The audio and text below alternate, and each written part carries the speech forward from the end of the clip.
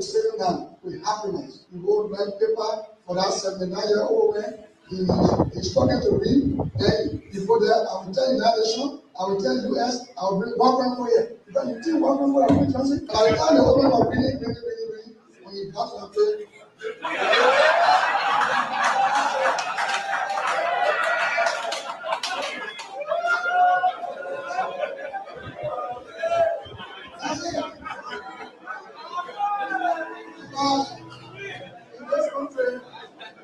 when you elect a clown and you think that he will be a king, what he does is to convert the kingdom into a circus. This is what we must deal with, and this is what we must say. Who do we elect into our public offices? Because, as I've said before, when you allow hyenas to take care of goats, why should you be surprised when the goats are eaten? This is the same. And Africa is only going to realize our potential in all areas when, by dint of choice, we enable and allow our best men and women to serve in different areas. I've heard it being said about Lee Kuan Yew in Singapore. I've heard it being suggested about Mahathir Mohamad in Malaysia. I've heard it being said about Japan. I've heard it being said about other countries, but there was a conscious decision on the part of those individuals and the followership. We always talk about leaders, but we never talk about the followers. The followers must also style up. Africans on average are for some reason attracted to thieves. Africans are for some reason attracted to men and women who cannot serve her. And when they are not served, then they complain. When Africans are told, choose you now whom we shall release, Jesus of Nazareth or Barabbas, they say, release Barabbas. And when Barabbas behaves like Barabbas, they say, why are you not behaving like Christ? It cannot be done. In May of 2001, signed a second of two executive orders, number 13213, Defense Exhibit D310, in which it was stated, and I quote, the government of Liberia's complicity in the RUF's illicit trade in diamonds and its other forms of support for the RUF are direct challenges to the United States foreign policy objectives in the region, as well as the rule-based international order that is critical to the peace and prosperity of the United States. Therefore, I find these actions by the government of Liberia contribute to the unusual and extraordinary threat to the foreign policy of the United States described in Executive Order 13194, with respect to which the President declared a national emergency. This executive order did not say the alleged complicity, it concluded the complicity. The conspiracy was born, all systems put into motion, and here I stand today. I never stood a chance. This is the broader contextual matrix that regrettably did not and still has not seen the light of day in these proceedings, despite the gallant efforts by the defense to unearth and reveal the contextual framework behind the charges against me. Now, with the two executive orders, the dogs were let out, so to speak. What followed was a dispatch of the attack pack led by Lieutenant Colonel David Crane, Defense Intelligence, 30 years, prosecutor. He, Crane, unlawfully unsealed the court's sealed indictment to his handlers, senior U.S. government officials at the U.S. Embassy in Freetown, and was never held to account. The rest of the operational team are Colonel Brenda Hollis, Defense Intelligence, CIA, U.S. Air Force, Senior Trial Counsel, and our prosecutor. James C. Johnson, U.S. Army expert,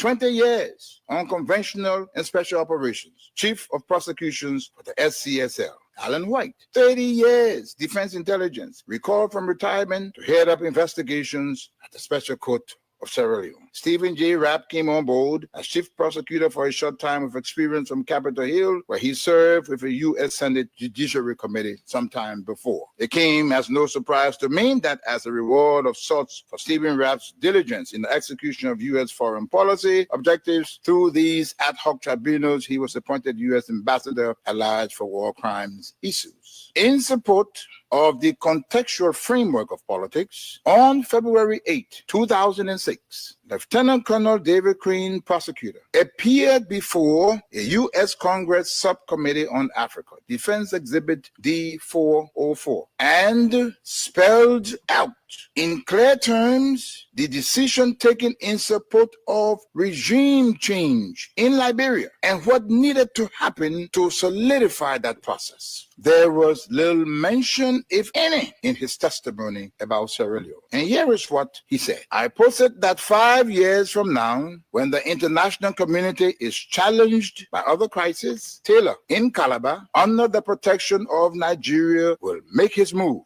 We will wake up one morning and watch on CNN as Taylor rides triumphantly down the main street in Monrovia to the executive mansion, daring all of us to come and get him. Unless he is handed over to the special court for Sierra Leone, this scenario is not out of the realm of possibilities. He then asked, how do we assure Liberia's future? And he answers that. Ultimately, he says, what we do about Taylor in the next several weeks will determine the fate of Liberia and the new administration of its president, Ellen Johnson Sirleaf.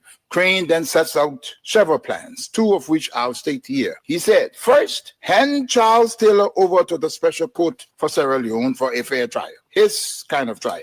This takes him out of the local and regional dynamics that is West Africa. Second, tie any financial and political support to good governance in Liberia. Time does not permit, but the exhibits are present. Not even the Nigerian nation was spared from threats and intimidation, as explained by Femi Kayode, press secretary to President Obasanjo, the Nigerian head of state, who was with him in Washington when President George W. Bush promised, and I quote, to bring Nigeria to its knees if Taylor was not turned over to the special court. And what happened? Obasanjo buckled and capitulated. Now, this demonstrates the significant pressure that was brought to bear on President Obasanjo, irrespective of his personal and leadership obligations to the West African sub-region. And therein lies the dilemma for current African heads of state and government, but how to enter into binding commitments and obligations with the African pairs and remain steadfast, resolute, and unyielding in their fidelity to those agreements in the face of such unrelenting and punishing pressure from powerful Western. My people, where you at? Where you at? Wake up from your stomach, stop slipping. Whip your hands, whip your hands, whip your hands, whip your. Come on, come on, come on. I know y'all sleeping now. Y'all gotta wake up small, yeah? Okay, let's go. The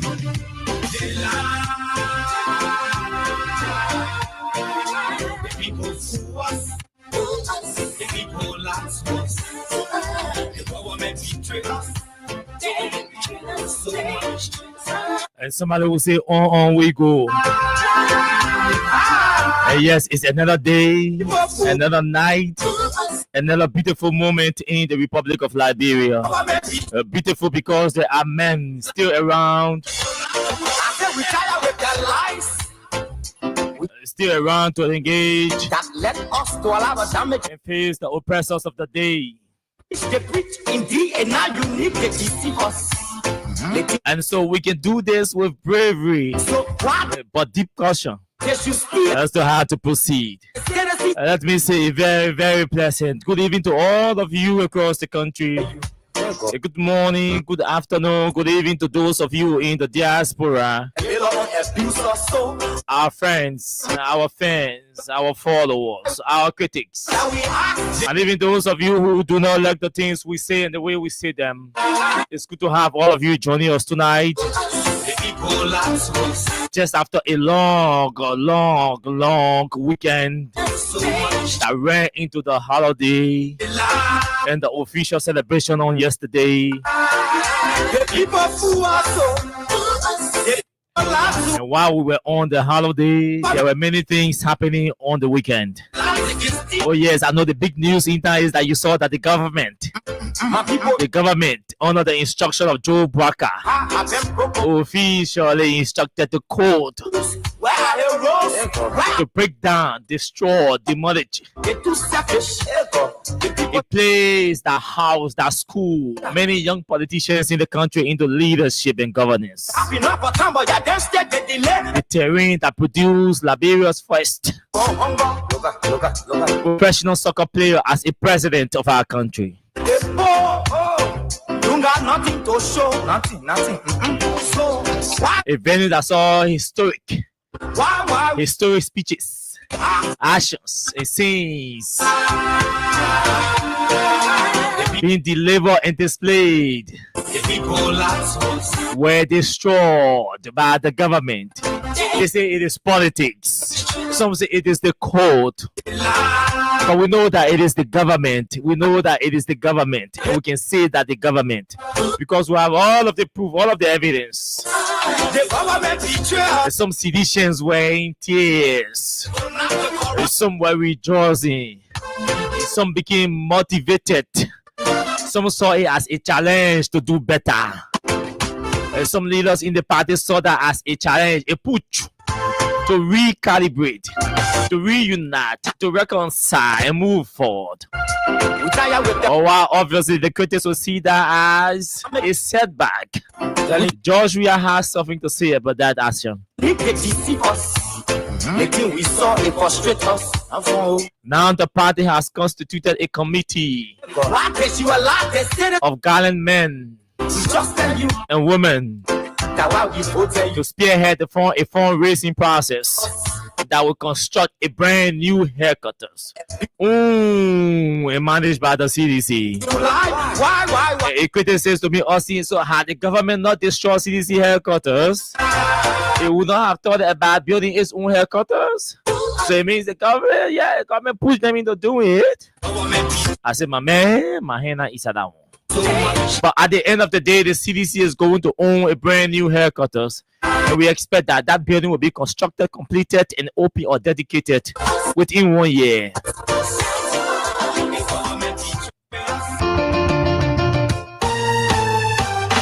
Whatever the case is, we all can continue to engage. So let's talk some things tonight. The Drug Enforcement Agency is under attack. Okay, let's go. The first family has destroyed again another leadership within the DEA. This time around, Joseph Boaka Jr.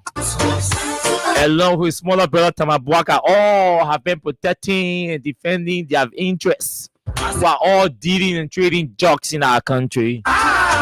It is because of their relationship with the DEA or their interest in the DEA. That's why the DEA continued to crumble. Baby Kuma was chased out. And now we're hearing that an officer has been disrobed.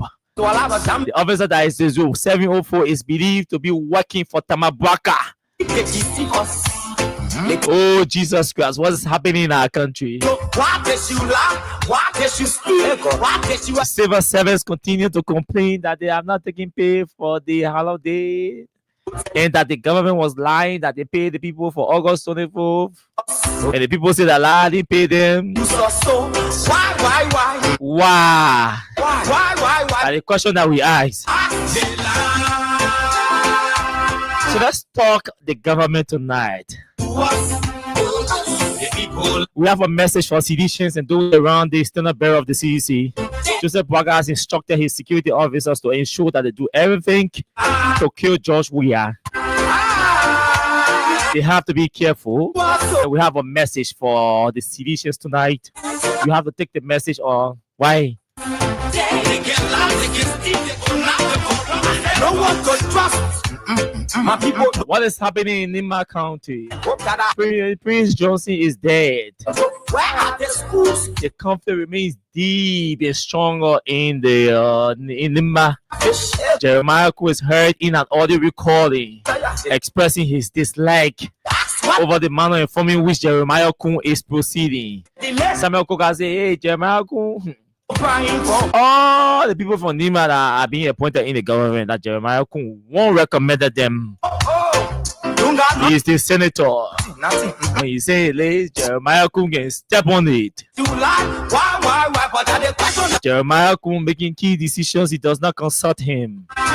And so he had complained to the president. He's waiting to see or hear the action that the president will take.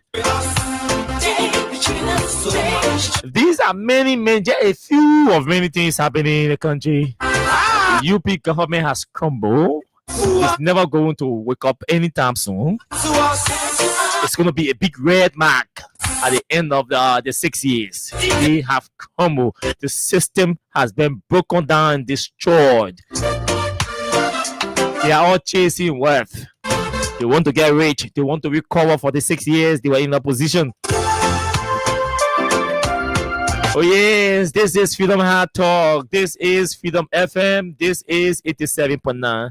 My name is Austin Kawa. This show is proudly sponsored by Crime Stopper Liberia.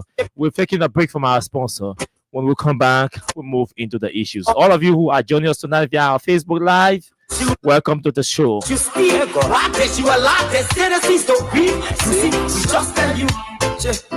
That's why we will tell you. But you fool us. You screw us, you use us and you abuse us. So why?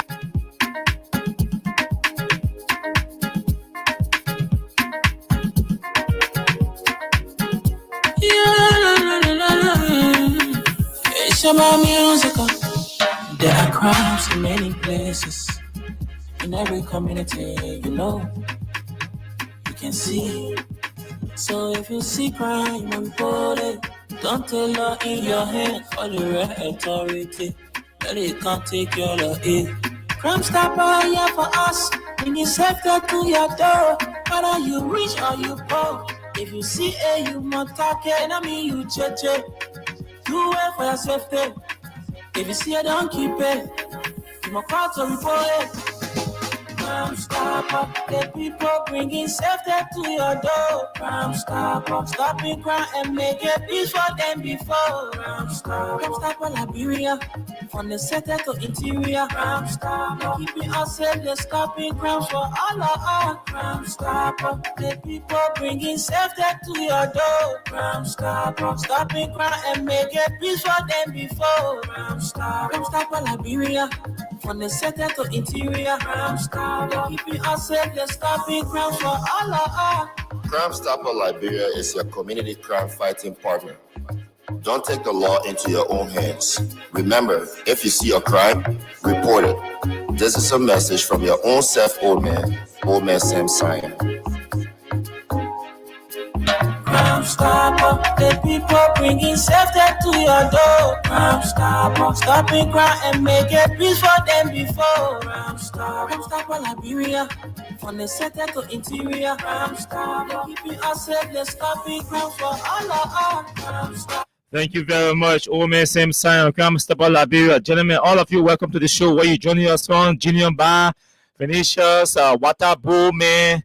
Mohammed Balu, Joseph Zoyu, all of you, welcome to the show. Jim Swa, welcome, gentlemen and ladies, to the show. Ansu family, Paya, Joshua are all joining us tonight. Saturday, Wondu has also joined us. Juje Wonwe, Peter Wonde, Shaklon Chas, Princess Fivamina, Ivy Sompon, Roof, Sokolo, Roland To, all of you, Rose Nimlen Bele.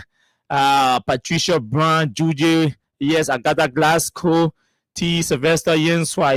It's been a long time, man. How are you doing? J. Emmanuel Nice, Ambassador Harris Wulepili, Arnold Taylor, Elizabeth Thomas, Emmanuel Yagbawolo, Alex Samoba, Lasana Khan, all of you, welcome to the show tonight. Pauline Zion. It's good to have all of you joining the show tonight. Let's move on. Let's drive you straight up to 10 o'clock tonight on the different issues. So let me start on this note. There's this conversation going. So on today, Len Eugene Nangbe, as along with others, were able to secure the release of some seditionists who were arrested on Friday. It's good we start by letting you know that those who were arrested, according to information, that those who were arrested have been released, and they were released today. And also the former commissioner You know, you remember the guy who was trending on all of the social media pages and the newspapers that he was arrested with arm and all of that within the CDC headquarters, and that he has been released. Our man, we is the big commissioner, right? Yeah, commissioner of West Point. So he too was released along with those citizens that were arrested on Friday. Also, I'd like to read this from the DA. And the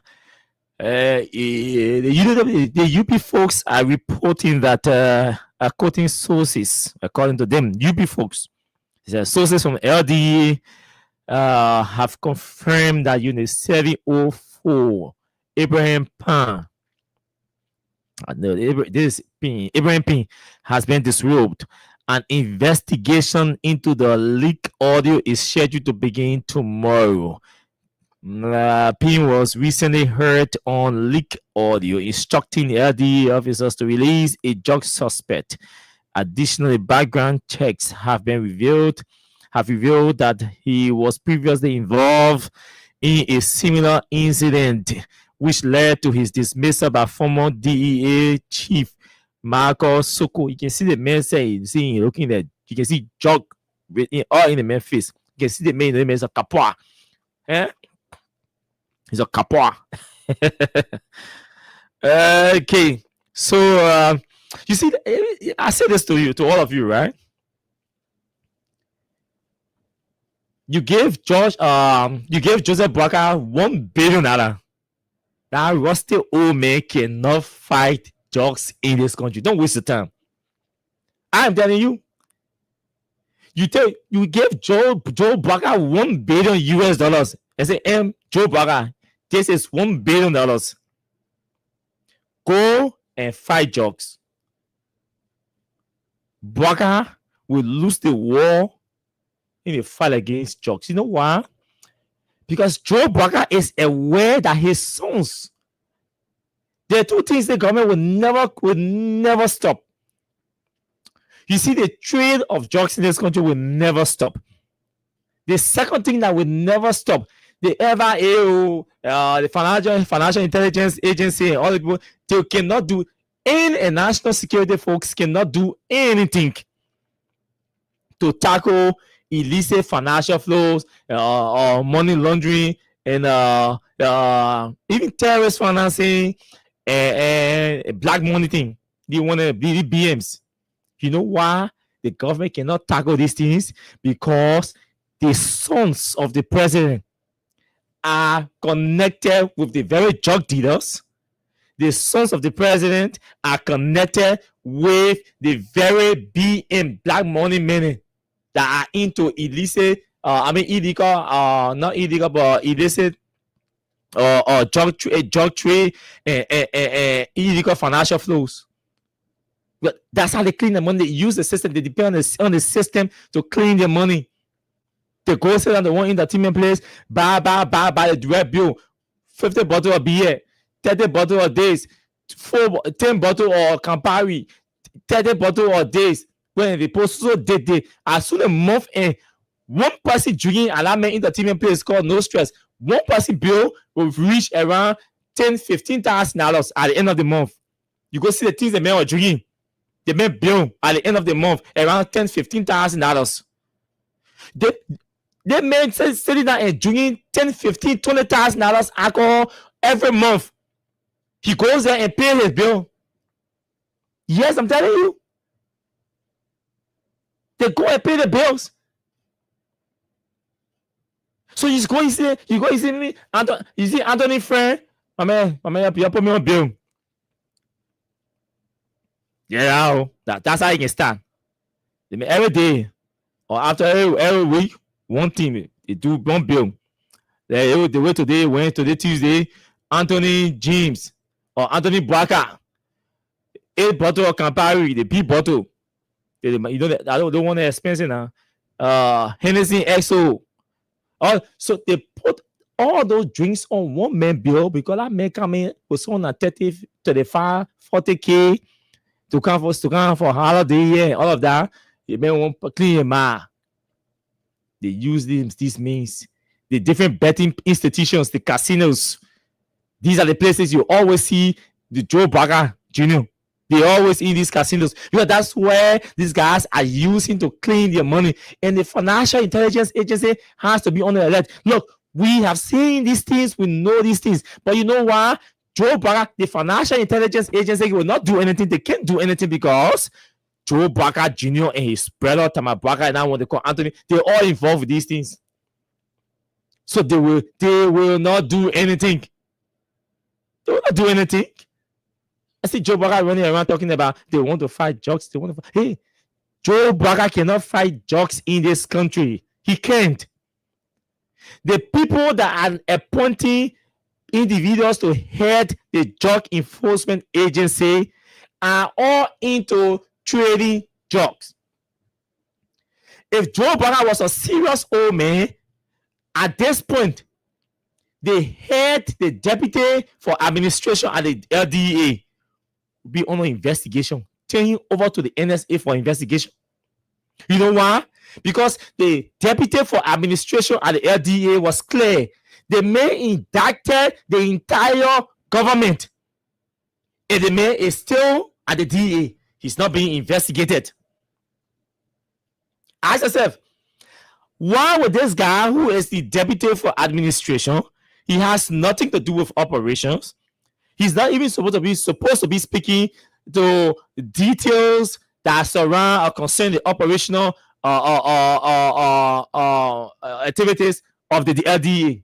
He was called at the Ministry of Information to go and provide information about the management, the administrative management of the DEA, the entity. The man jumped to providing update on the fight against drugs in the country and indicted the entire government. And I say this to you, the Americans sitting up there, they're not taking this lightly. They are not. All of you, this is not a political party conversation. A government that is serious to fight drugs. The deputy head of the DEA goes to a government platform, the Ministry of Information regular press briefing, and told the world that if you look in the executive, he said the reason why the government will not fight drugs and all of that is because they think drug is a lucrative business. And if you look in the executive, all over in the government, you will see people with drugs. He said, if you look in the executive, you will see people there into drug trade. He said, if you look in the judiciary, you will see people there trading drugs. Then he also said, if you look in the legislature, you will see people there trading drugs. I tell you a story about the legislature. You know why I believe this guy? Because I have entered a lawmaker office. I saw him. How do you call it, sir? When the one you put in the paper, then you hold it. I saw him, Capitol Building. He's a former lawmaker. I can talk him. Because those are the people supporting the United Party. Richard Sagbody is a drug man. I'm telling you. And mind you, this guy is running a security firm. Well, he's still running a security firm. Besides that, he's also a member. He's also a security man. Yes, Richard Sagbody is a security man. So when you see these people around around Joseph Braga, and you know there are people who are involved, anybody who can take drug, like cocaine and teen, surely it is not far from them. Because they can take it, they will be protecting those who are trading it. It's just simple. The users will always protect the sellers. The suppliers will always protect their manufacturers. It's a cartel. And the suppliers will always look up to be friends with the influential people in the country, not only government officials. Ami Muda is not in government, but Ami Muda no plenty BM men and drug people. His hotel can host them, some of them, when they come to Liberia. And you think Joe Burger is going to fight drugs? Well, Ami Muda still remains influential and he knows some of his friends who are BM and into drug trade. No, he's not going to. He's not going to do anything. The DEA, over 90% of the people in DEA can smoke. How will they fight drugs? Because they need the drugs themselves. This thing about recycling products in the DEA, it's not speculation. You take anybody to court who go for the deputy DEA boss audio. There, he said it at the Ministry of Information press briefing that government officials are trading drugs. He said that. He said it. That if you look in the executive, the legislature, the judiciary, he said you will find people there with drugs. That's what he said. How did he say that? He was clear that if you check in the executive, you will find people with drugs. So you tell me whether Joe Burger can fight. Joe Burger cannot fight drugs. I'm very sure Burger himself was younger, he was taking drugs. I'm very sure he himself when he was younger. Probably because of all of the medication, the medical complications he's encountering now, maybe they're advising to stay away from drugs. I'm very sure. You can tell me you born your child more than 30 years old, and you don't know his bad habits. Who do you Burger doesn't know the bad habits of Jojo and Tama? He knows. And he's president. He was nobody. He didn't do anything. He was vice president for 12 years. He did not do anything. They tell me he's president. He's not going to do anything, my people. You don't waste your time. The other day, I told one of the former officials at the DEA, I told him, I said, oh, man, I shouldn't lie to you. See, accepting to go to the DEA was a trap for you. You can't fight drugs in this country. As tough as you think you are, you cannot fight drugs. I told him, I said, let me tell you something. The first thing is that divine rule will destroy your leadership at the DEA, because the drug business is actually it's a lucrative thing. The men get money, raw money. The Fulani people here, the Lebanese people here, they're trading drugs. They come in here, they bring the real drugs, the cocaine here. They're trading, they're rich. They got real raw money, raw cash. These men are able to sit down and take $2 million US cash and put it in bed and drop it in DEA. But that money paid for the broke money. So they will prefer spending that money in the executive mansion on people like Mama Ka billeted them. They prefer spending that money on people that Mama Ka billeted them. To protect them. To decide who goes to the DEA, to decide who is suspended at DEA in the midst of crisis, to decide who is dismissed at DEA in the midst of crisis. The drug cartel is making decision for the government at the LDEA. Don't waste your time. Joe Burger is not the one making decision. Joe Burger will never make decision who becomes head of DEA. That's not his decision. Because he is compromised.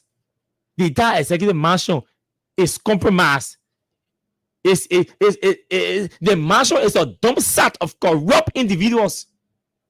A dump site of corrupt individuals whose minds are rotting.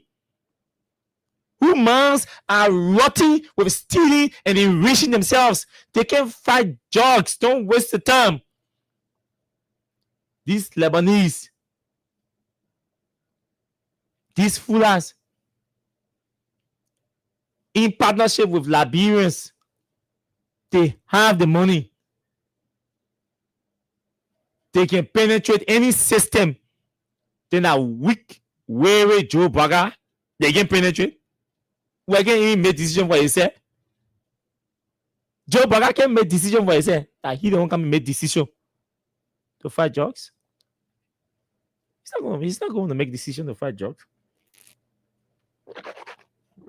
He can. So Liberia is on a time bomb. Nothing I see people doing. Go to the ghetto, they won't get who the new 5 years ago, bring on outside and put clean clothes on and start and put a page on Facebook and start running around with it. And you think you're fighting drugs. There is a difference between fighting drugs and rehabilitating users. The problem in this country is not the users. And we have to look in our faces and tell ourselves the fact that the problem in our country is not the users. The other day I was here telling you, Braga wants to fight drugs. The people, the government officials themselves who are supposed to be fighting, they are the ones protesting. Who are they protesting to? Who are they protesting to? When they should be the ones fighting. They are pretending. Even the t-shirts that those anti-drugs campaigners will morning scheme to them through the different security system from the very drug or traders. The people are connected to break that cartel. You can maybe you need Putin. You need a Putin-minded person. You need a Putin-minded person. Or a Donald Trump-minded person. You see the physical, the concrete actions that Trump, the great US, is taking to fight drugs, and still he's struggling. Still, it is challenging to him.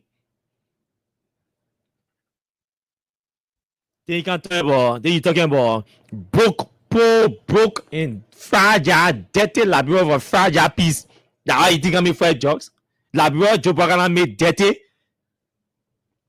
Only when you buy, you see dead. You see Zogo. Small cold shining. The people, they begin a building, small tiny thing, right in Liberia, going to all the big hotels here, trading cocaine in the presence of government officials, with the knowledge of government officials. You think 1704 at the DEA will just wake up and instruct somebody to release a drug suspect? That doesn't make sense. That man was acting on an instruction from the executive marshal. Let me frank. The DEA, look at the DEA leadership. The guy 700 is the head of the DEA. 701 is the deputy for administration. 702 is the deputy for operations. They got 703 was a deputy, was the assistant for administration. They got 704, the assistant for operations.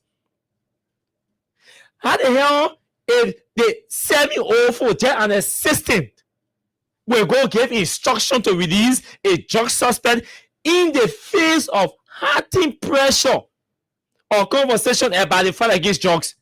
A man, he's not the number one, number two, number three, number four. He's the fifth person in command. Got 700, 701, 702, 703, 704. He's the fifth man in command. The fifth man in command will give an instruction to release a drug suspect when he is his boss. His boss is the deputy for operations, who authorized him to give instruction to release a drug suspect when he's just an assistant for operations when there is a deputy for operation. Hey, some of you have to think outside the box. You're watching the show. They are investigating. According to them, I'm aware that they are not investigating. I'm aware that they know who instructed 704 to issue the instruction. Trust me, that report will never come outside. That report will never come outside. They are aware, they know. They are already aware because 704 disclosed the source of his instruction, his authority to authorize the release. They mentored them. And the scary thing is that, what you need to know is that they all in the building are aware. They know 704 connection to the marshal. They know the connection he has with other key men in the different security sectors. They are aware. So the man is so he's like He's like a Zor in the building in the DEA. 704 is like a Zor. He been there before. He worked there. He understands the sector, the different terrain. He knows the different corners. That man able to sit down here and tell you where all the men are coming, where they're coming from, when they come in the country, where they're trading, where they're selling, who the buyers are, everything, who the suppliers are, everything. He knows it. Don't see looking hard and ugly like that. He knows exactly what's happening. He knows. So he will not just wake up one morning and give an instruction to release a drug dealer or a drug suspect. He was instructed to release or to issue the instruction to release the drug suspect. You don't pray to hear the drug suspect name. So when you buy a finger and say, hey, yes. You don't even pray to hear the name of the drug suspect we were talking about here. But that's the country. And you know what is scary more? What is even more scary is the fact that Joe Braga is aware that these things are happening in the country about the fight against drugs. He opening a mouth every day and making pronouncement. And you ask, why is he not concerned or is not asking about updates from these people since drug now has been considered a national emergency? The president sat down amongst all the issues in the country, declared drug a national emergency, and he has not held one meeting with the LDEA people. Since he declared drug a national emergency, he has never held one meeting with the LDEA team. How is drug a national emergency when the president is not getting weekly briefing or bi-weekly briefing about the fight against drugs? How drug is being declared a national emergency and the LDEA themselves, they are not updating the public about the steps or the actions they are taking. Everything we hear from the LDEA is about leaked. Do you know what a national emergency is? We saw Ebola. We saw how the government took it. We have the same way we treated Ebola. We came together and treated and dare and faced Ebola to fight it. The same way we came together as a country and declared national emergency and went to COVID and faced the COVID and fought it in the country and succeeded. That's exactly how the government is supposed to treat anything that is declared a national emergency. But we see nothing. Nothing we see. Braga is busy looking for 40 million on the instruction of Jeremiah Kun to go look for yellow machine in China. You see, the guys, I don't know. If the country only have government officials and they didn't have citizens, I would not be on radio. Trust me. If this country only have government officials governing themselves and their family people, me, I will not be on radio. You know why? Because the government is intentionally ignoring her priorities and pretending to you Liberians that they really want to do something. The other day we sat down and did a just on a dry note. We sat down and said, let's do it. How much you think it will be the least to maintain a yellow machines? Those who, because the yellow machines that are coming, they come in different categories. With those, some are trucks, dump trucks, forklifts, and excavator, all of that. So you put everything in one category. The trucks, they assume you run the truck from here on Barrow, the West Room. So they assume the West, let's say bombing to Moroville. You run a truck every week. When do you maintain? So many say we can only maintain when it breaks down. But looking at the standard maintenance requirement for the trucks, they put it down. How much it cost him to do oil, greasing, the kind of thing? Let's say we spend around 150. Okay, you put truck down 150 for maintenance. Yellow machine will say, okay, send out 150 for truck, and truck it appears to have the least for maintenance. Well, you will spend more money on all the other all the on the forklift, on the excavator. Let's give it let place let's use the 150 for the trucks. Assuming the least will spend on the excavator, I think at 150. So assuming it's at 40 million, assuming they go bring, say how many yellow machines, 80, I don't know 80 or how many yellow machines, they go bring all the yellow machines. They divide it into different and give them 10, 10, 10, 10, 10, or 20, 20, 20, 20. And times that money, 150 for maintenance every month. Then you times by 1 year, just on the truck, on the excavator, and on the and spare part in there. Spare part in there. When one passport, you gotta go buy it. We started doing math. We realized that in 1 year time, the government will spend something around 15 to 20% of on maintenance of the amount that they will spend to buy all the yellow machines. And we are aware that the government can afford that money for maintenance. Yes, and you have to maintain those trucks or those equipment. Yes, everything will break down if you don't maintain it. If you maintain it, you have to spend at least 20% of the total amount. Gasoline is not included. Fuel is not included. We not put the money you're spending on fuel every day. We not put the money you're spending on maybe gasoline every day. No. We not put the money you will spend on spare part. Maybe the tire will burst, some of the truck tire will burst, some of the forklift will break, the teeth, one or two of the teeth on the stuff will break, and you might want to go and repair or change the whole blade. Because one teeth on that blade break, you have to go change the whole blade. So we put all that money there. It means in 2 years now, the government might finish spending more than 40 million just on maintenance and purchasing parts. Hey, what kind of serious economists will be sitting near the president and advising to go spend that kind of money to bring all the yellow machines in your country when you spend more than the money on maintenance? Because all the trucks have a duration of 5 years, so you have to maintain them. They have last 5 years, some less than 5 years. Then the trucks, the last part of the trucks, they are less than 1 year. They will depreciate because I haven't to do what they're coming to, so the truck will depreciate less than 1 year. And you want to spend all the money, but again, these are the people with their experience. So that's the thing about this job thing. We have to move on to something else.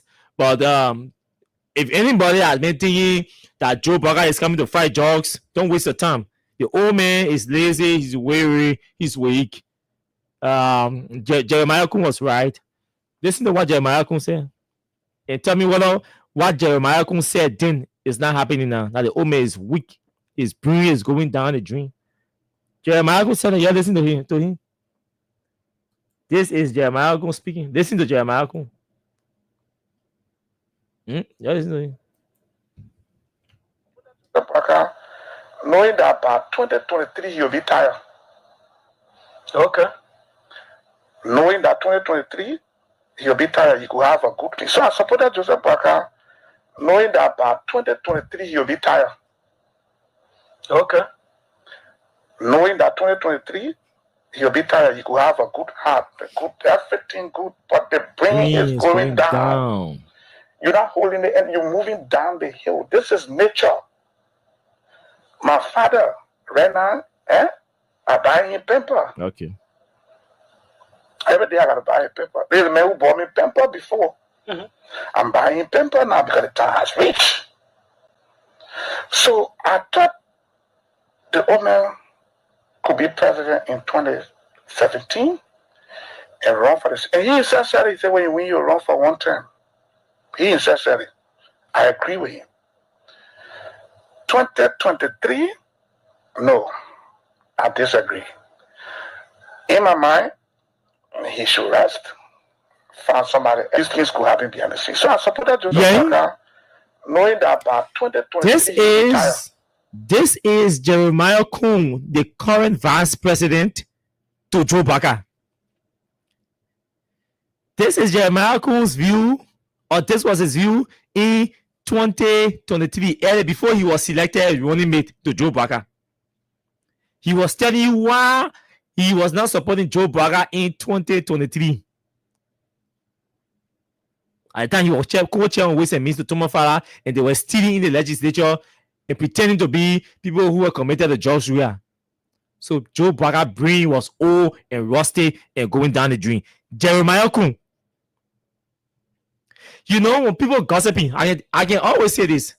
Anytime you hear people sitting down, they gossiping, they shouldn't gonna tell you, say, my man, I'm meeting man. No, the thing they say in that gossip, that's their real thinking about you. Their original view, perception, and thinking about you. Any other thing after they are caught gossiping, don't waste your time. Their minds are not going to change about the things they say about you, because you're not there. People can say the real thing they know about you behind your back. Anybody who talks behind you and you're privileged to hear, hey, be careful with that person. Anybody who talks behind you and you are privileged to hear, be careful with that person.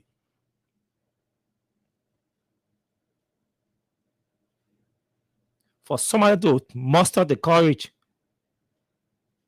and went to the radio and said, Joe Braga brain, it rusty, it going down the drain. You think Jeremiah Kun's view about Joe Braga brain rusty and going down the drain has changed because he's vice president? You really think Jeremiah Kun is able to come to the radio and say to the Liberian people that Joe Braga brain is not going down the drain? No. Jeremiah Kun cannot come back to the radio and tell you that, Joe Braga is active, he's alert, he brain is strong, active, working, effective. Kun cannot tell you that. You know why? Because even Joe Braga himself will know that Kun just making fun all of him. He's only saying it to please Joe Braga. That's all. But Kun real. Besides that, Kun said it the other day again on Joe Braga's birthday. He said, Mr. President, I'm rushing you. I want nothing. I'm rushing you. I want to be president. At 42 years old, as young, I still get age in my favor. He said, 48 years old, I was young, I still get age in my favor. You my pa. You were telling Joe Braga intelligently that Joe Braga old and could die anytime. He's still young. He got age in the favor, so he's not rushing to be president. Because you know Braga will leave the scene. Because Braga old. That's exactly what Kun was saying.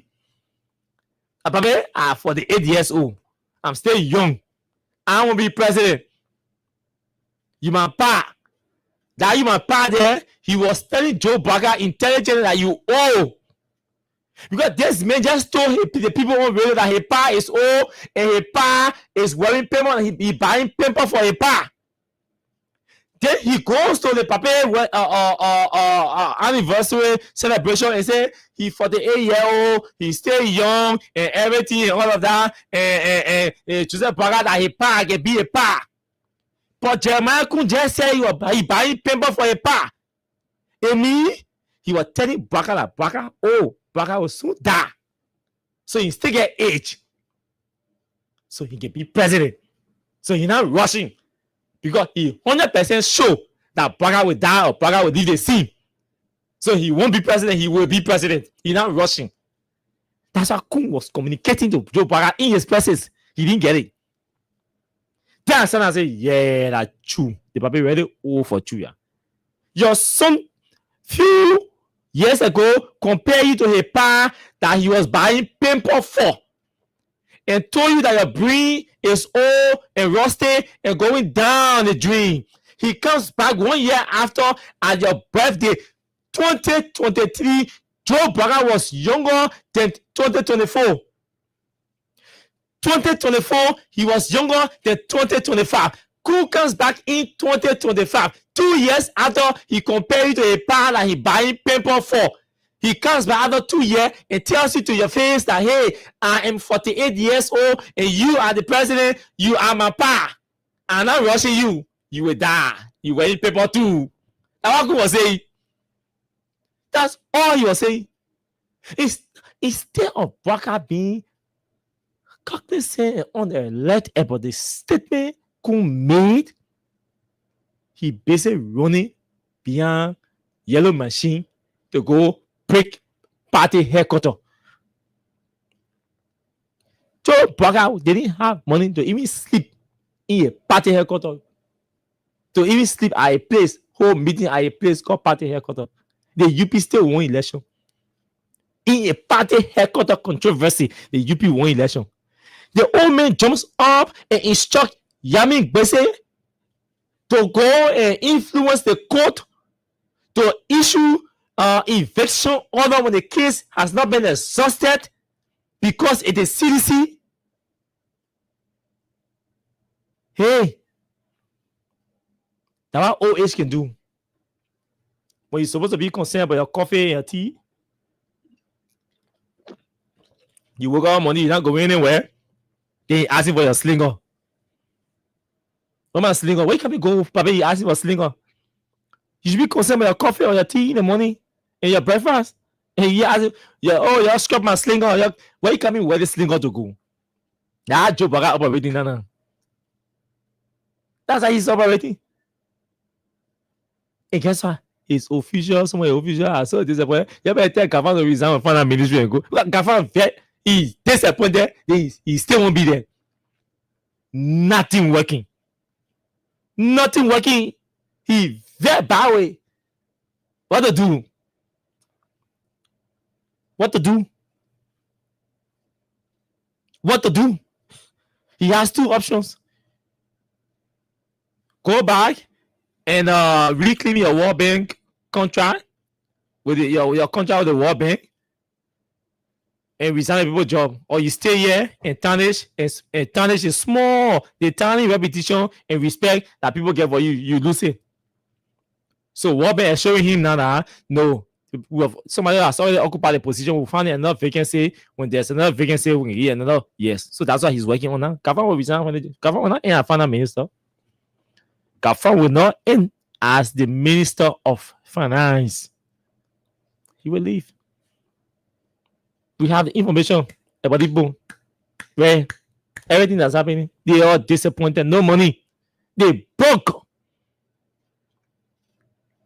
They broke. And they're sitting here and still making big mouth on social media. That my man Piazza can make me veer. The man saying that information ministry broke. No money, nothing happening. Yeah? Nothing happening. Information ministry is broke. Financially challenged. They are vexed. They are complaining behind the scenes, and they are going to social media and pretending like all is well. The government is financially crumbling. The legislature has even exhausted her budget and is begging, running beyond the Ministry of Finance for a recast. And you say you're looking for 40 million to buy yellow machines? The government say we want 1 billion. Our budget should reach 1 billion by 2026. This is the August, we're in August, September, October. So this is the third quarter of the budget year. Yeah, our revenue is still underperforming. We are experiencing shocks in the different lands, or shifts in the different lands. Lands that were performing before are no longer performing because of political decisions that were made. For example, the Ministry of Transport. The Ministry of Transport have been consistent with $5 million contribution to the budget. In the third quarter, because of the current decision that the government has taken, the Transport Ministry budget has dropped. Contribution has dropped. So that revenue stream on that is Transport Ministry is not performing anymore. So those are some of the reasons why they are calling for a recast. Because they took the money, they took the sector and turned it over to Lebanese. They say that the executive mansion interest. So revenue flow drop. How do they repair that? They have to recast. There are two reasons why people recast. And people have to understand that. One is that the government does not go for a recast, not necessarily because the government broke. There are two reasons. The possible the government could be having money, but the government priority has shifted. And once a priority shift, when you have already passed a budget, it's good, it's advisable you go back to the authority that passed it. Listen, we want to spend 2 million on fire truck to buy fire trucks. But we realize that the health sector is of more priority to us because of the break of because of the outbreak of mpox.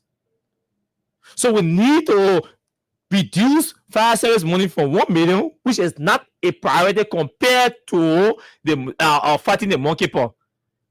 So it means government priority has shifted. So what will you give priority to? Monkeypox is killing or damaging people. We need to fight it. We don't have the money. So hey, let's recast. Let's take 1.5 from fire service. If we're buying 4 trucks, let's buy 1 truck and take 1.5 from that money, shift it to the health ministry or Enfield. At that point, the recast is not going on because there is a shortfall. No, we have to understand that one. That one is not politics. The second reason is maybe there is a shortfall. Your targets are not met because the way our budget is structured is cash based and it's divided into 4 quarters. And that's how LRA collects into the same metrics. So LRA collects from January to February, March, the first quarter. April, May, June, second quarters. June, July, August, third quarter. September, October, just like that. So once your projection for the second quarter is not met, or they are shortfall, like I said, transport, for example, let's assume in the third quarter, the whole quarter budget year, transport is supposed to get 4 million. So we divide transport 4 million into 4 and say, okay, each quarter we are sure of generating 1 million. So transport 2 will go and generate, and transport will do inspection, routine inspection, all of that, quarterly 2 to align with the flow or the implementation of the budget. So all of these revenue generating entities and sector or taxpayers and all of that, we structure the tax regime into that quarterly. So after 3 months, you gotta pay tax. After 3 months, you gotta do inspection. After 3 months, you have to do this. But that's how the budget is structured. That's why you see after 3 months, you see police ministry or transport ministry people doing some kind of inspection, or after 6 months. They're doing some kind of inspection because they want to align the inflow along with the implementation of the budget.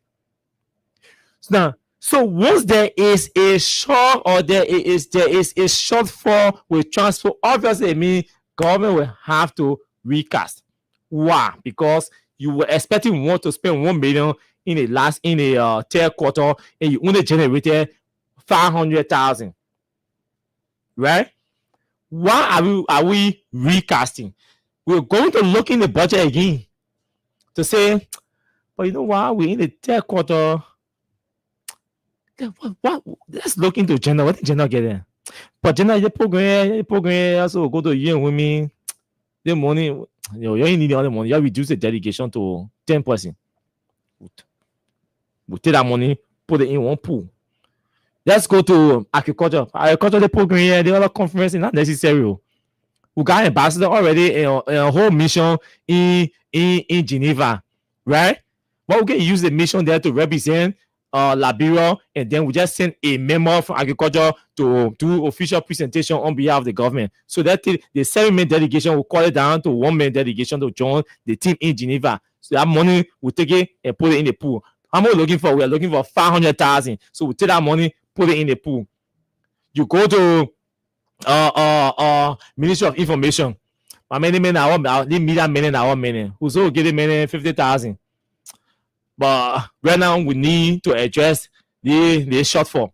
So we can be spending money on we can be spending money on giving Philip Brown money when there's a shortfall. So Ministry of Information, the 50,000 or 100K that we get here for give publisher and other people money, we will suspend the payment. We'll take the money from here and put it in the pool, shift it because there's a shortfall. We are looking for 1 million. So you feel until the recast will do all of these costs or these shifting from one land to another land, from one agency to another agency to fit in for the shortfall because transport ministry or inflow drop. Because maybe immigration inflow drop. National identification registry people without doing it, the president suspended it, so a job. Nobody going get ADICA again. So they were giving 20,000, only 5,000 they generating. So a job. So because of these shortfalls, we have to go buy a recast. So those are the two reasons for recast. Now, the reason why the government is going to recast they're not because our priority has shifted. It is because there is actually a shortfall. There are many lands that are not performing. There are many streams, there are many revenue streams that are not performing. And I just referenced the Ministry of Transport because of the political decision the government took to turn over traffic management and all of that to a Lebanese company, right? So the Ministry of Transport that was contributing to the budget obviously will not contribute because the major source of income for the Ministry of Transport for which she was contributing to the budget has shifted to a private company. So the government has to go back now to the legislature to recast. Casinos that are supposed to pay 2 times a month a year, they finish paying for January to June. But the total money they're supposed to pay is factored in the budget. And they have to wait. I negotiate with them and say, Jeremy, right now, we get my also the money are supposed to pay in December, you gotta pay it now. Then not all the casinos will pay. Right? Some of them will pay, some will not pay. LTA, the money LTA are getting contributing to the budget for as regulatory fee. There are some media institutions that owing them, so they have to go pay because government got short for. If they can't pay, it means government got to go to LTA line. So the total amount radio station owe you how much? 32,000. I mean, they 32,000. Project owner one can be carrying $3,500 for just for a generator. So you got this do for 35,000 for anywhere shift A. And that put it in the pool. We're looking for 1 million to cover up for the shortfall. So that's the second reason why governments or people doing budgeting will go for recast in our system. Now, the information I'm giving you here is that the current government is running for recast because our revenue streams are not performing. They are not performing. Do you know that the government pay in two segments? For the July 26? Yes, the government pay one group of people for 26 and did not pay another group for 26. Then they got another group that don't pay but only Liberian dollar component. The government, some people, government paying their Liberian dollar component and they didn't pay US dollars. Some people, they pay the US dollars component and did not pay Liberian dollar. Some people told that too. Some people told both Liberian dollar and US dollars. And some people did not pay at all for the 26. The same thing happened with the August 24th. And it's going to happen. I was telling you on Thursday, right? Yes, Thursday last year I was telling you.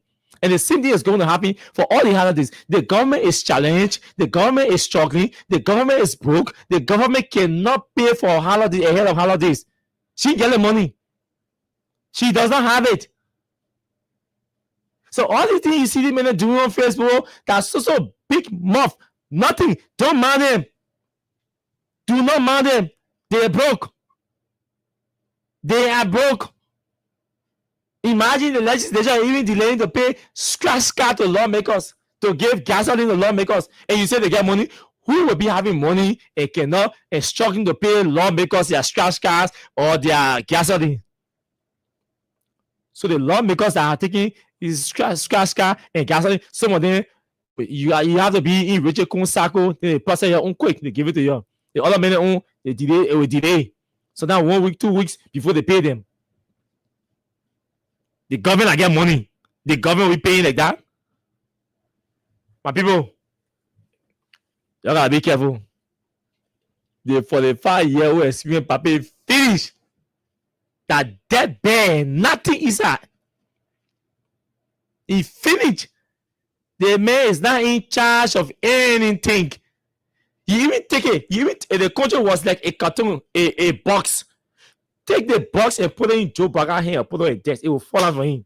He not get strain in your hand to even hold it. A labiola or cartoon. A physical object that you can feel, you can touch, you can hold, and give to somebody as a gift. Take labio, put it in a cartoon, put it in Joe Braga hand, it will drop. His veins are weak. He ain't get nothing, no strength. He can't manage anything. They make him not even remember conversation that he had, that he holds today. Tomorrow, he will forget about it. Yeah, I'm telling you, the people in the executive mansion know this. The public can forget about conversation that he held yesterday. That's how worse it is now. That he's not even remembering anything. Someone was telling me the man will eat. Our president will eat and be asking for a food 1 hour after he asking for the food. Yes.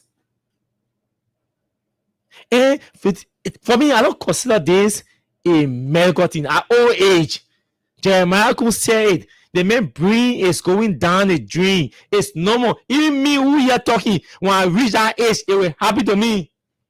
The possibility of it happening to me will be high. And all of you listening to me, those of you watching me, and UP people, CDC people, when you reach that age, 81, here your sense of reasoning gets weaker, it depreciates. That people, you become a Humpty Dumpty or a moped, like a puppet.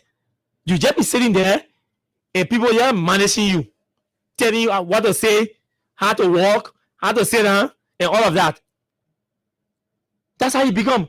And this is the president. We have a Humpty Dumpty president, a puppet, just sitting in the mansion and somebody managing him and telling him what to do.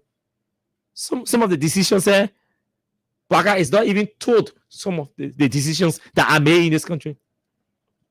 The key decisions that are made in this country, Braga is not privy to sensitive conversations that are being held, making decisions in the country. No. That's part of the reason Moda is still displeased.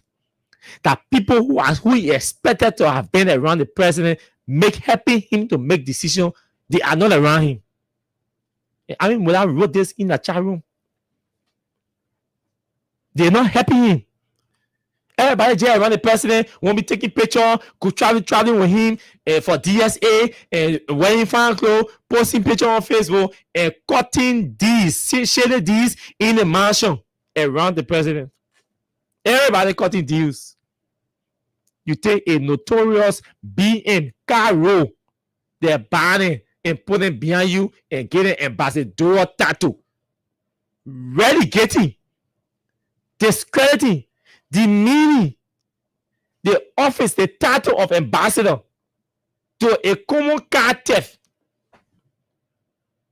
Where a picture of all circulating all on social media. Reverend Essie Howard Davis posting a picture all on social media and tell the man money for the man car and get paid. Somebody who is a notorious car theft, you take him and give him our ambassador title and put him in the executive mansion to make decisions for you on trade. To make decisions for you on trade. And you say the government is going to do better? And you think investors are going to take you serious? When some of the very people that the very men are duped. We have partners or they themselves will have to come here or want to come here to do business and they see the man as true ambassador. Who duped them before? They see the other one called Segu Dugle sitting down to the port, duping Chinese and beating them and taking their monies. That a renowned lawyer had to write the police inspector general requesting Gregory Cuomo to investigate Sekou Dugle because he stole from Chinese. These people are still in the government. He says at the MPA and Mamaka Belete represents his interest in the executive mansion. Blocking all kinds of things. That's why you see they are fighting and heavily divided in the mansion. That's why you see they're fighting. And they will continue to fight in that mansion. I told Sunday other day, I said, you there's in that mansion, you'll be fighting. They'll be fighting. That fighting, you're fighting. One day, Hey, let me correct something. The something I was talking about, not something. I was talking about Cody or Intel. Now, what I mean, I was talking about something. Intel. You gotta know your. So I said they're fighting in that mansion. One day, y'all will shut in that mansion. Y'all made up a bit to fin. He will jack. So you have to be careful. And the fighting and the noise is not reaching the president. The president, yeah. Someone that in passing. He added in yeah. Bwaka is headed for destruction. The CDC has named a committee. I'll conclude on this note. We'll go to the telephone lines and pay costs. After Bwaka instructed the police to break down the CDC headquarters, I saw the police say the arresting people were gone. Arresting people, I don't know, they had rifles. They said they were doing search. I'm like, so one of their own lawyer men said they by the jail to overact. They told her to go down there and enforce. The rule is clear. Go and enforce the eviction. Enforcement means go there as back to provide guidance or backup. This is going to enter the people's house. They say go there. Their main responsibility is to issue the rate of eviction, and then the yellow machine is parking there to start breaking down. When the people say they're moving, your responsibility is to ensure that they move to allow the court's instruction. The police went operated outside the rate of invasion that was issued. Yes. Operated outside the rate of invasion that was issued. Start jumping in the people's houses, stealing the people's weed, stealing the people's spreading. But people, yeah. Your only role, staying there in readiness to neutralize any potential threat against the enforcement of the eviction. That's what you went down there for, police people. You say could be jumping all in the people's houses, stealing their weed, stealing their spray, and shopping it all in your back pocket and running around. That's say that for. They didn't say how to go beat people. They didn't say how to go arrest people. The people that were arrested were people who were resisting. All the media people, including EFBC, they never reported any form of resistance. Nobody resisted. How can you arrest people? Seditions. That's what we told you. This thing is, it's just political. And with all respect to my good friend Greg, the police will have to be extremely careful. There are a lot of police brutality and violations and lawlessness that may grow to a human rights issue. That how people can start falling in trouble with human rights related issues. Because the police overstep her bounds or authority. She should not have done that. When you busting into people's place, arresting people only because they are found in the party, yeah. Even the men they arrested, they say we did not resist. They didn't see we with any arm. Boom, they jump up.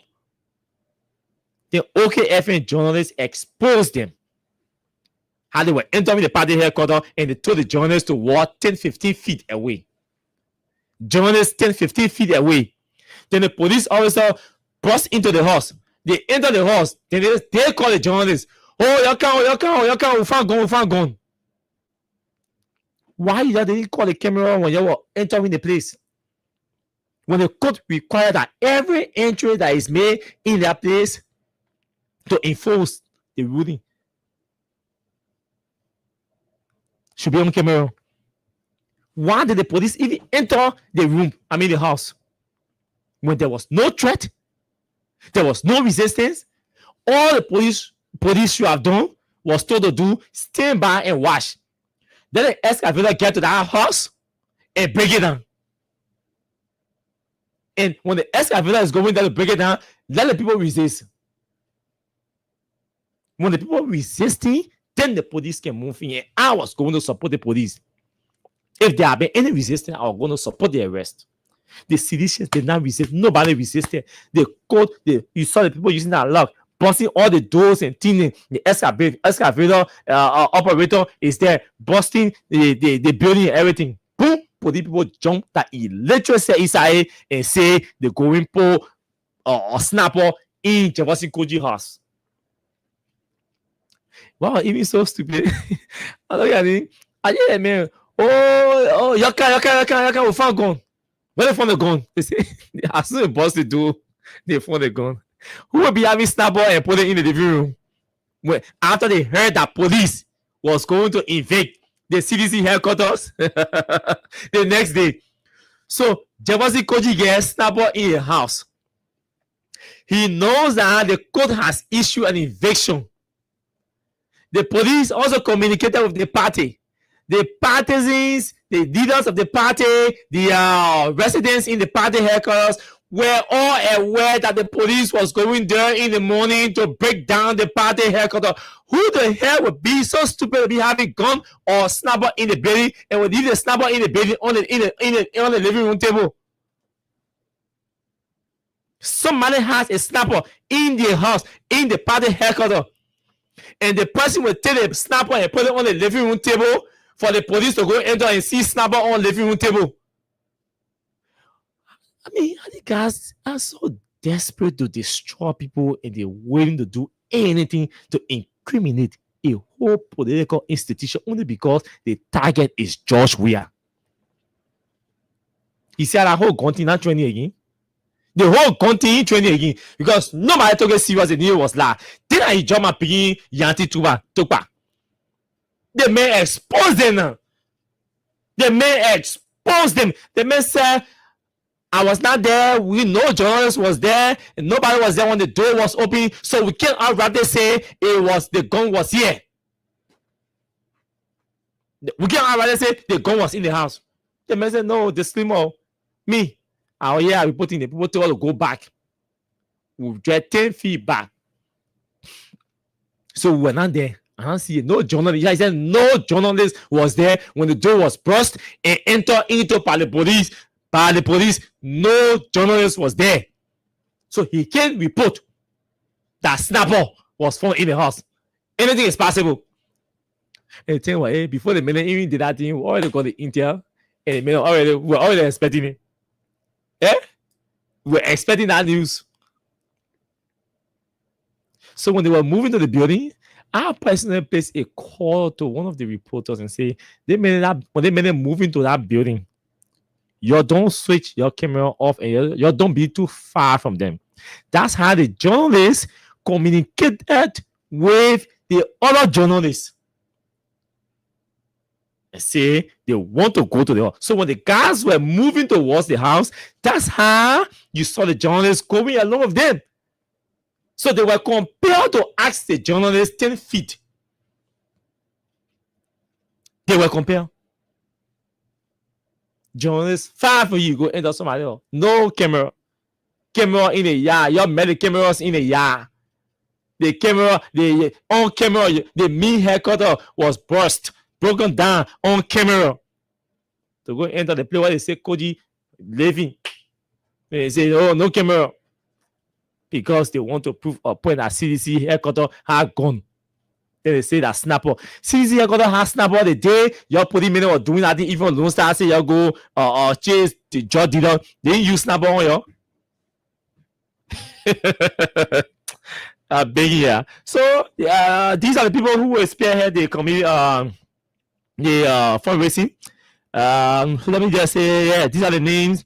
In an effort to expedite the construction of a new headquarters for the Coalition for Democratic Change, following the demolition of its previous office by the government of Liberia.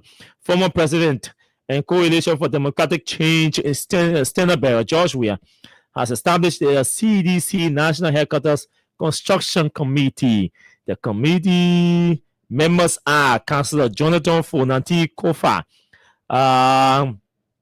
Chairman Senator Nathaniel F. McGill, Co-Chairman, Ambassador D. Maxwell Sakimaya Simeon Avasa, Madam Yvette Freeman, Mr. Kwan, Mr. Kweu Pepsi Yeke, Mr. John Ubuti, Treasurer, Dr. Marie Scott Wilson, member, Mr. Khan Oliver Khan, member, Madam Ruth Coco Collins, a technical advisor, Mr. Yaya T. Sharif, member, Famata Wise, secretary, Mr. Emmanuel T. Swain, member, that's the chair for Muscle County, Councilor Garrison Yedu, member, Joan Sano, member, Mr. Roosevelt Johnson Jr., member, Mr. Michael Andrew Masakwe, member, Mamina Ka, gay, Youth League representative, Syria Musu Indoji, Women's League representative, Isaac Do, Samuel Ewulu, Manen George, Amirinti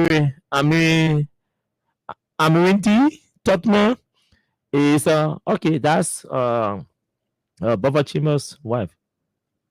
And Ibrahim Aski, member, Honorable Len Eugene Nangwe will serve as the general coordinator. Congratulations to all of you. And trust me, I have strong confidence in everybody named on this committee. I know they're going to do all that time, their energy to reach out to people like us who can afford to contribute to the construction of this headquarters of the CDC. The committee is mandated by the former president and standard bearer to form subcommittees where necessary to work collaboratively to deliver the new facility at least within 1 year. So we expect that, Councillor Kofa, we expect that we should be dedicating our headquarters by next year, August. Or latest September, or maybe next year July, or next year February, on the 5th, maybe on my birthday, February 5th next year, or August 24th. So, but whatever the case is, we expect that no later than August next year, we expect that the headquarters will be completed and dedicated. The party continues to receive significant goodwill and support for this project following the recent politically motivated action. To coordinate these efforts, a designated bank account will be opened and the details made public. Multiple payment methods will be facilitated.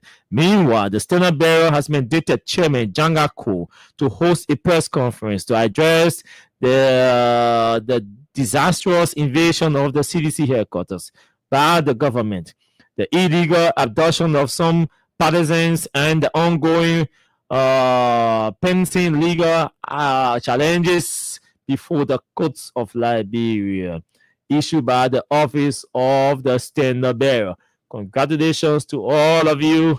I'm told there's going to be an immediate meeting here, I think tomorrow, day after tomorrow, by the committee to come up with other possibly subcommittees and with some actions and all of that to jumpstart the official fundraising that will see the headquarters built in 1 year. So, ladies and gentlemen, fellow Liberians, these are the happenings in the country. It's time to hear from you. What's your thought on all of the things we have said? I can say to you in 2 minutes,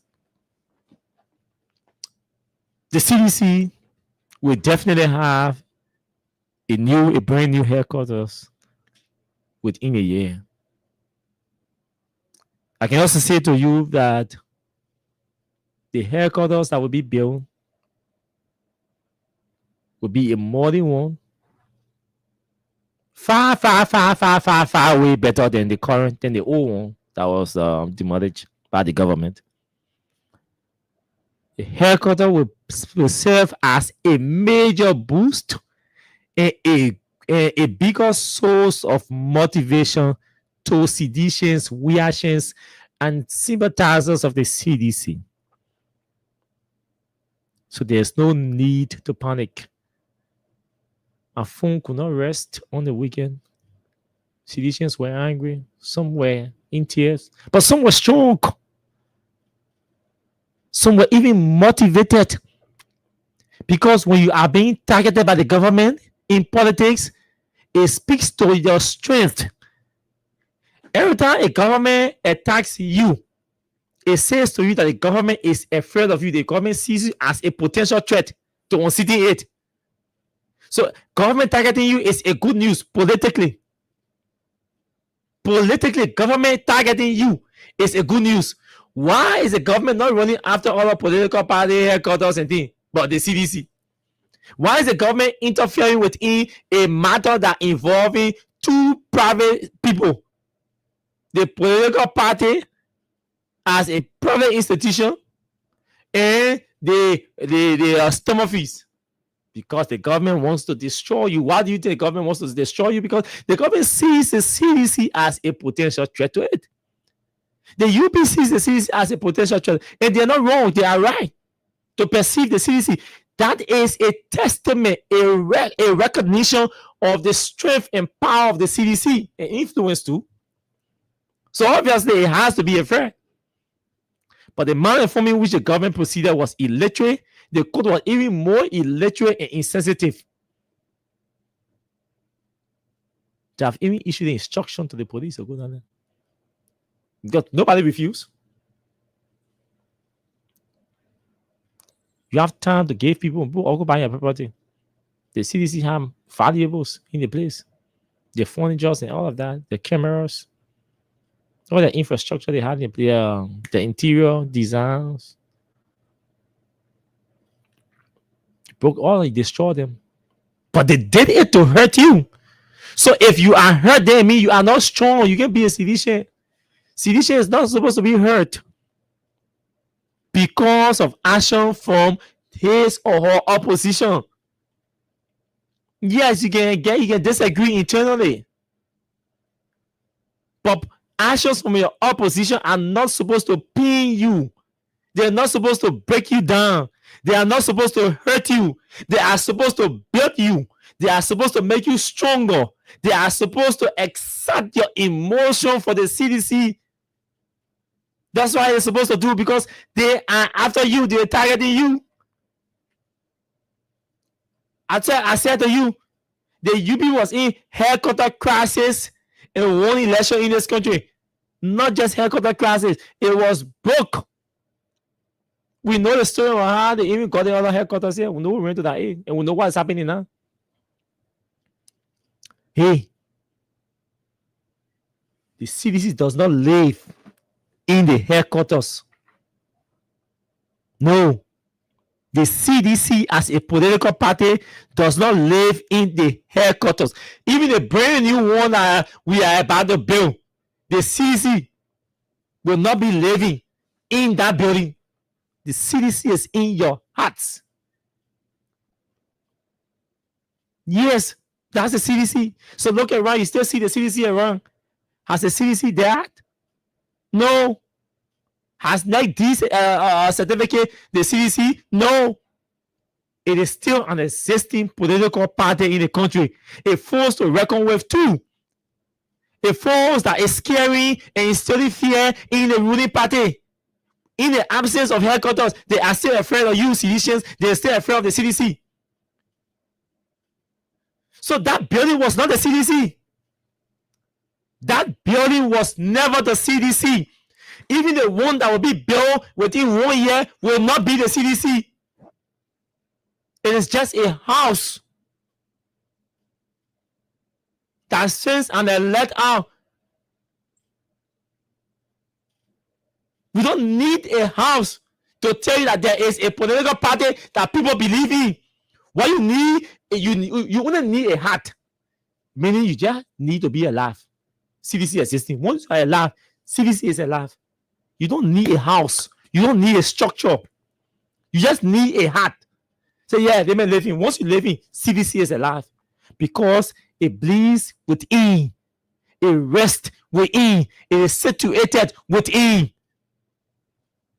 Within the heart. In the body. That's where the CDC is. It's not in one building. It's not in one building. If building can can strengthen political party. I mean, no political party should be existing in Liberia because no political party has its own headquarters. They own or bill. So you have to understand what the CDC is. Once you bear in mind what the CDC is, you will tell headquarters, you get headquarters back kick. Hey, that headquarters did not do anything for you. You did something for that headquarters. It's because of you that building is recognized in the country globally. It is because of you that building, that space, that land is being recognized globally. It is because of you what your heart is bleeding, what the CDC, what your heart is caring for the CDC. It is because of you that place was considered a country, a whole nation that were training people into leadership. It is because of you. They didn't make you. You made that land. You made that building. You gave that building attention. You gave that property attention, global attention. You gave that property global fame, global status. And you want the property to break you down because it is destroyed. The property is destroyed. It's broken down. And when you want to get broken down along with the property, you can't be a CDC. You want to get broken down with the property. You made it. You built it. You painted it. Just recently, the revolutionary blue babies, they went in that place and painted the whole yard, the fence, the building. So it was you that made the building. The building didn't make you. They tell you to put in Fasama. They say, this is the CDC headquarters in Fasama. Fasama will become the most popular place in the Republic of Liberia. Who in Liberia know? How many persons in Liberia know Fasama? Tell CDC and care CDC, but one bear say, this is the CDC headquarters. The whole world will know Fasama, that there's a place called Fasama in Liberia.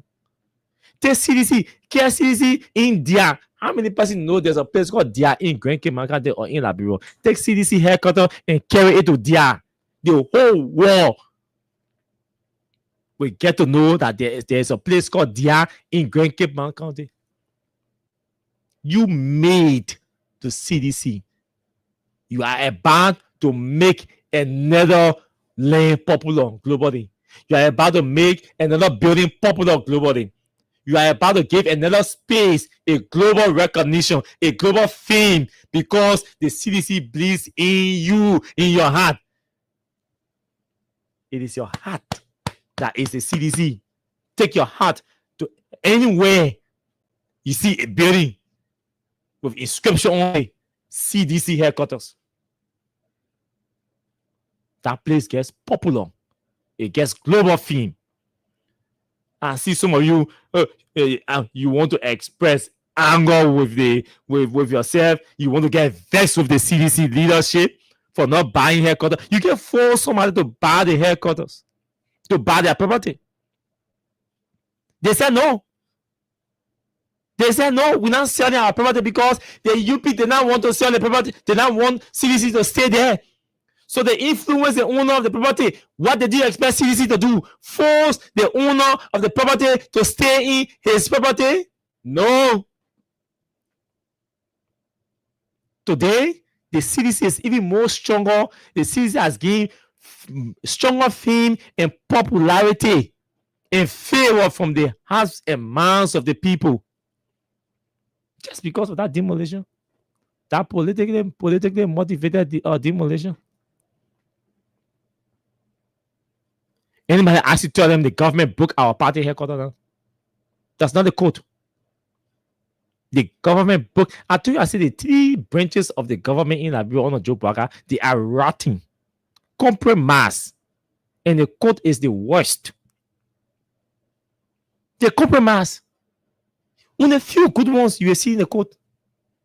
Maybe the Supreme Court bench, you get a few good ones there. And we're still struggling, fighting the attempt by the executive to arm towards them. the lower courts, few good ones there, the many bad ones there. George Roosevelt with it, and one of the many bad ones. But they stay there because they are enjoying the political protection of the president. You know, so we can do it. Yeah, we can fight and continue to fight, continue to engage, continue to expose them, so you can know what is going on. But I say to you, Joe Biden will pay. Biden can be 91-year-old. All the crimes he's committing here, he'll be in wheelchair. He will go to that court. These very courts that he's using, one day, the day of reckoning will come. Joe Biden will be in wheelchair and go to that court. He even served as president for 12 years. He will still go to that court. Y'all watch the show. Look, the Bible does not lie. The Bible doesn't lie. God has his way of paying by of fighting your battle. So this battle, say to yourself, seditions, this battle is not ours. It's the Lord's. Say to yourself, this battle is not ours. It's the Lord's battle. He will fight it. And those who are conspiring against the CDC to destroy George Ria, they will be put to shame. They will be made shame publicly, disgraced publicly. Because if it was just about politics, no issue. I can say that I be disagreeing with Joseph Boaga. If it was just politics.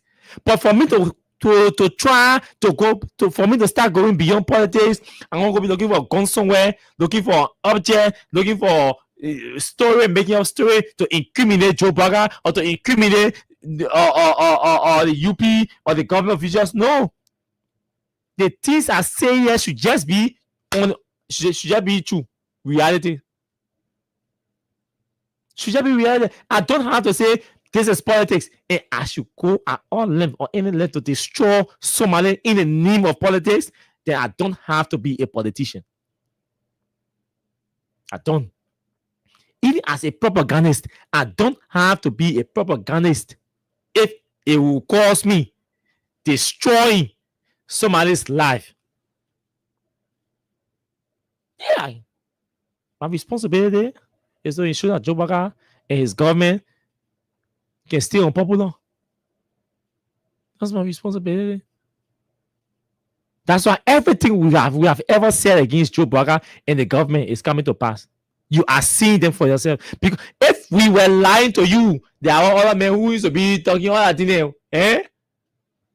Who need to put on among the list of people to be minister of state. If we were going to be lying to you and inconsistent, you will not have respect for us. Our forces will have no moral. The only thing you can say about the man did not respect Joseph Boaga. When Boaga say he's proceeding recklessly, they say that insult. They say Boaga proceeding carelessly, they say that insult. Now all they will tell you about also. But everything we say to you will come to pass. Everything we have said to you about Joe Boaga and his government and his officials, you will see them. You see them revealing themselves. You see them revealing themselves.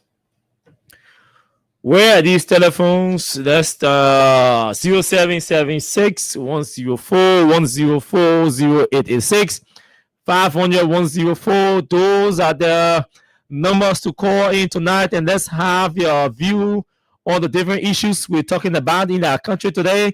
And we can take like 8 calls and move from here to go back to our broadview. So let's take the first call, 30 seconds each. We hear you.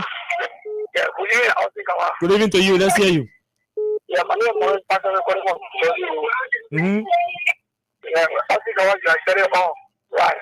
You know, okay, who will forget you? Yeah. You know, the thing was easy to go to the order of fire. For me, I went in there every day I get on that road. So I keep on that reach traffic for this day. And you see, I'm going to see. So, what do we are doing? We have to keep going. That is what you're saying. So, as far as teachers, there are a certain 4,000 we actually to keep the courage, but then we get our digital. We get down. How they pay labor, and we make it pay. We make it late. Sure. Thank you. Let's stop to the next person. 30 seconds each. Go ahead. Let's hear you. Hello? Okay, this person ain't ready yet. Let me talk to somebody from this. And where is the WhatsApp line?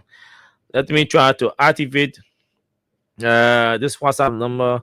So the WhatsApp number for those of you who may want to call +231 886 500 104. Good evening to you. Please go ahead.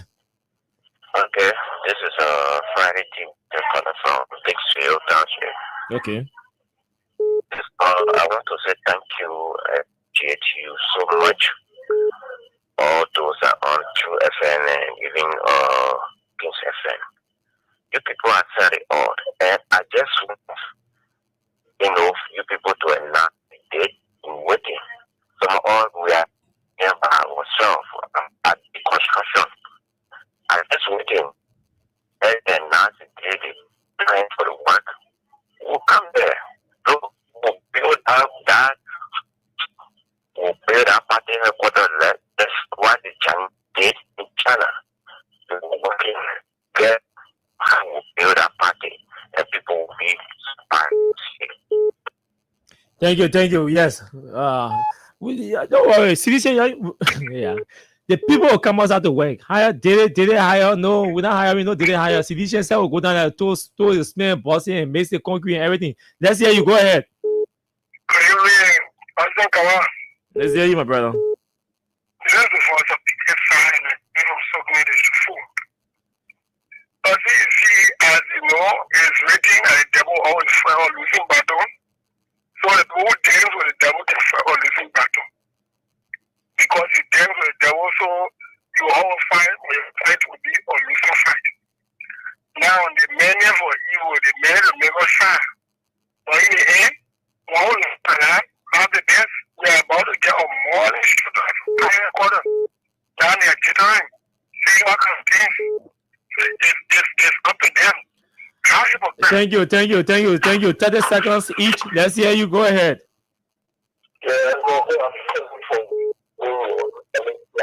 Mm-hmm. And I want to say thank you for what you are saying for our services that we are doing for us.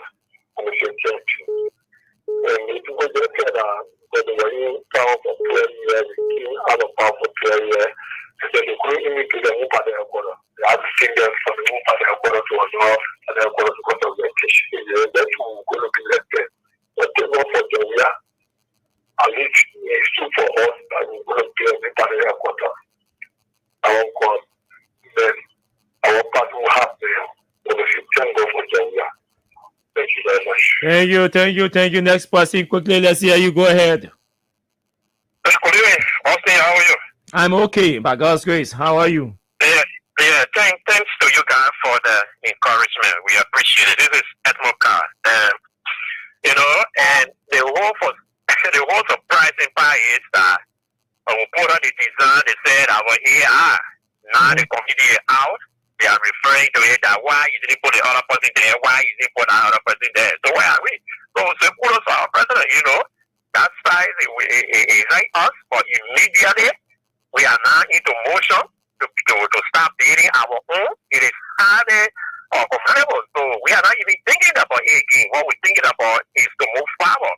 But this economy that you're always talking about, it is a serious issue in the country and the trust issue. That is why you're always talking about it. And they are taking like these are the things that make the international community not to trust you. These are some of the reasons why the president will take 40 plus days to international conference where other countries are taking away millions of dollars and we come in with nothing in the country.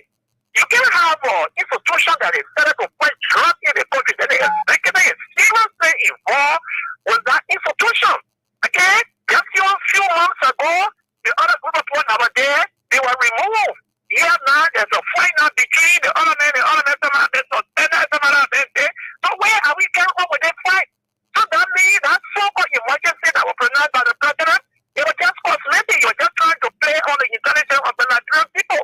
And through that, the government is struggling. And they are not putting nothing into play. No. Another one of the people go out of the post office. Another one of the play. They were in